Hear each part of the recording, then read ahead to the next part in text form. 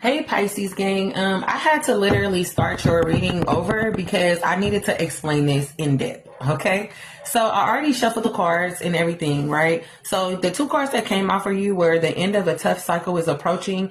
You are good enough. So this is full moon in Capricorn and full moon in Virgo. So you could be dealing with one of those signs, but I feel there's an energy here. There's a Capricorn or a Virgo. There was someone in your energy here that was trying to it's like this person was trying to dim your light. Okay. And I feel like your commitment is being tested. I feel like your faith was being tested at this time.